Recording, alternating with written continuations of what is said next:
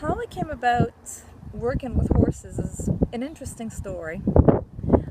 I tell the story in some of the conferences I give in a motivational way, just so that I can help people understand that by making changes in your life and chasing your dreams and believing in your dreams, um, it can happen for you.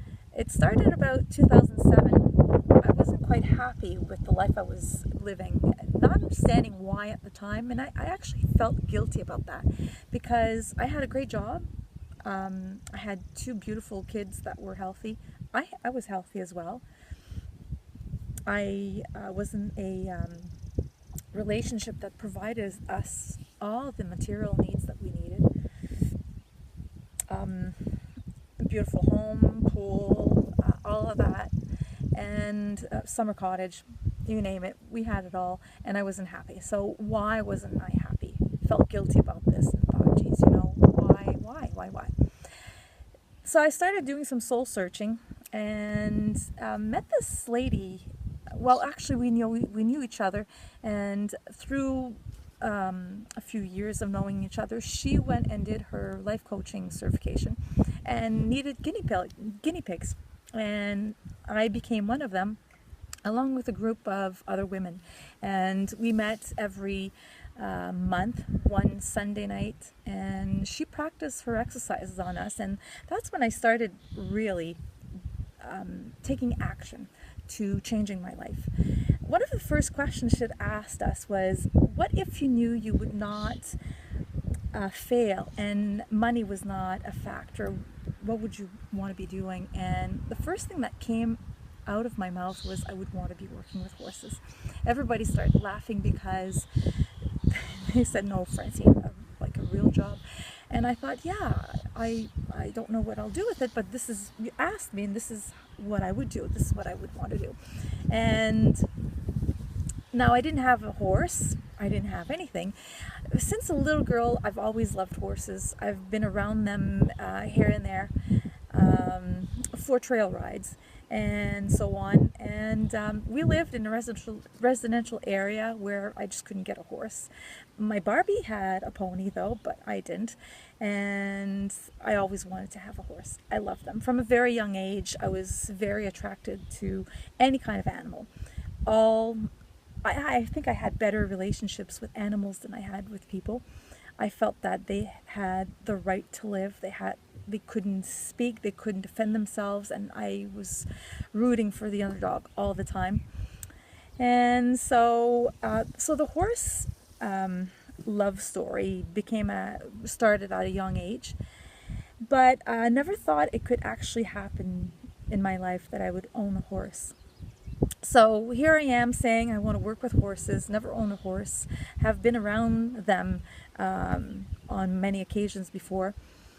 And so now I need to start taking action and making this happen for myself. So I decided to go around, knock at stables, and ask if I could help with work around the barn. And basically what I wanted to do was I wanted to be exposed to how to take care of them, their nutrition, their from hooves to colics to any kind of health issue, to turnouts, to mucking them, the stalls, not mucking them, but the stalls, and learning about their behavior, and getting comfortable around them, because some of them, I remember, gave me some feelings of fear. And so this one place said, yes, absolutely, you can come and muck stalls every Saturday and Sunday. We won't pay you. And that was okay. I thought it was a fair deal because it was an exchange for some experience. And so the life of mucking stalls began on weekends, and I brought my daughter. She must have been, she was 5 at the time, and lucky enough, she also liked horses and wanted to come with me. And so the idea was for her to understand the work that comes with horses, and also give her a chance to ride horses, give her lessons and so on, and spend some quality time with her while we were both there at the stable. And so she started riding, and I started riding, English riding. We started doing small competitive events in the area, and it was a lot of fun. I was looking forward to every Saturday and Sunday with her and the horses. I learned greatly. And then so now I'm doing all this work, I'm learning about horses and so on, but I still don't have one. And so I started looking for a horse, and I thought, I just can't afford this. But looking around at prices, I thought, you know what, I may be able to make this happen. Didn't know quite sure how to make it happen, but I felt pretty confident that it could happen somehow. And so I began shopping, and brought the lady there with me to a place, and we found a horse together. The agreement was, it was pretty expensive. That was I think it was $450 a month for boarding a horse. And she said, well, if you can find a horse that I can use for lessons, then it'll give you a discount on the board, and also you can keep cleaning the stalls. And so I had a 50% rebate on that. And so it gave me the opportunity to own my first horse. I had a tax return, used that, bought a horse, and my journey of this was when I first started feeling that, wow, things can happen for me. I can make things happen for me. I cannot plan. I didn't know how it would actually happen, but I made it happen. I was pretty happy about that. And that gave me confidence in a lot of other possibilities. It opened up the doors to, hey, listen, you know what? Maybe I can try to think about doing this or that. And so I left the relationship I was in. I had the guts to do that, and started with nothing. Lived in the basement of my girlfriend's house. We were pretty lucky to have that spot, and left with just our clothes, and stayed there for a couple of months. And I started looking at what I could do with horses, and I came upon equine massage therapy. And that resonated with me. I thought, you know what, that would be really cool to do that. And so I learned a lot more of the possibilities and where I could actually take my certification, how I could make it happen, the pricing and so on. And again, I didn't know how I would make that happen, paying for the course. But again, another not so bad tax return helped me with that. And here I was enrolled in massage therapy certification program. Did the studies at home and took off for a week to do the hands-on practice in a beautiful area of Nova Scotia. And again, as I'm going through all of this, I'm thinking, wow, this is just absolutely amazing. Now I got to work with horses, be with horses, learn about them. I got my own horse.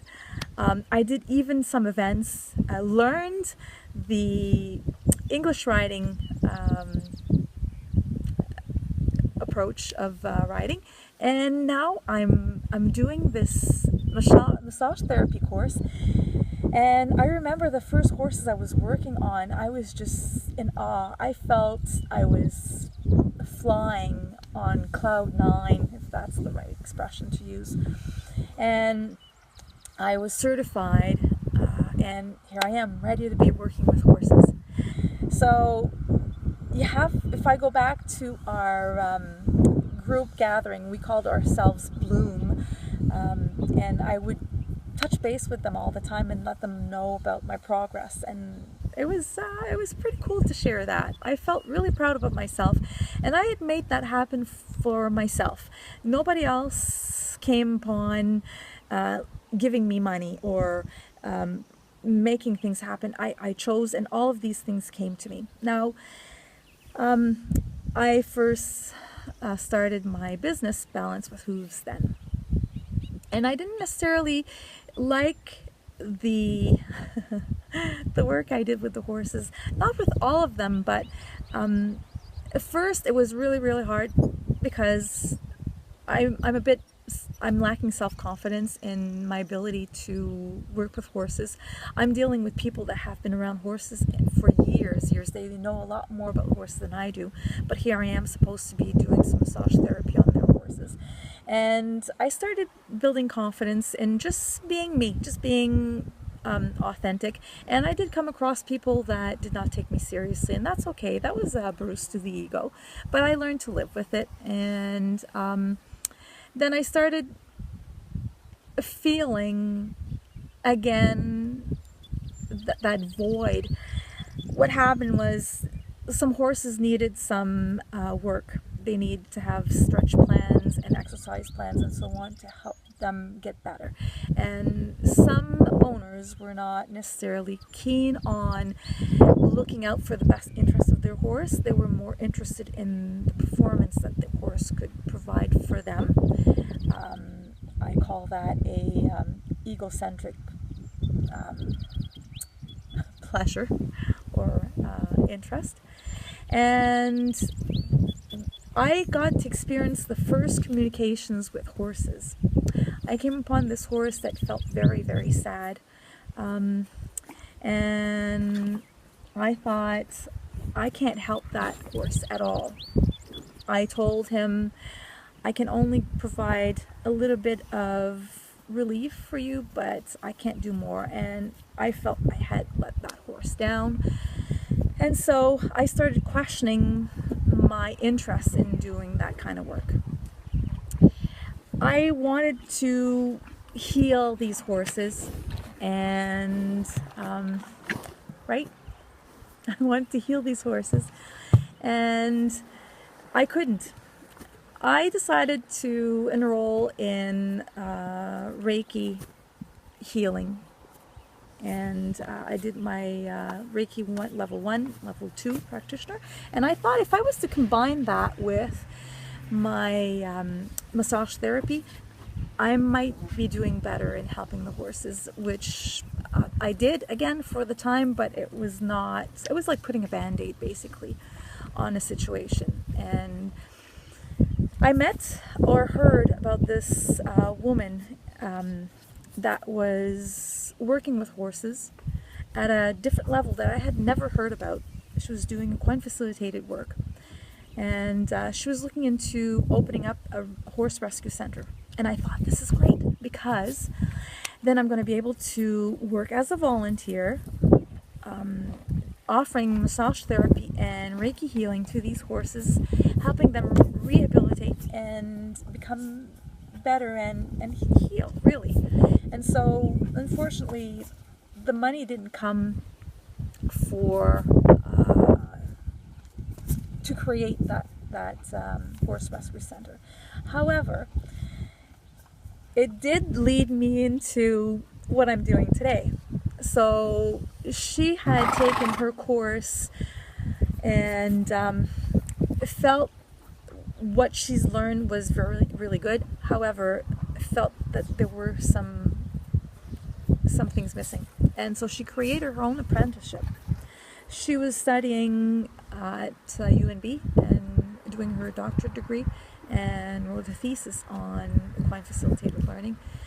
And I felt confident of her credibility and knowledge and ability to teach me and the other apprenticeship people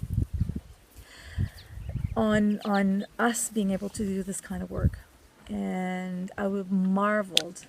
I got this huge aha moment. I felt that kind of work really touched. It touched my soul. It felt like I had gotten home. And so there you go. Some people and events came into my life whereby even if I wanted to plan all of that, I wouldn't have been able to plan it the way it happened. And so one of the key learning factors or lessons was, if you believe in something, you focus, you visualize, it will happen somehow.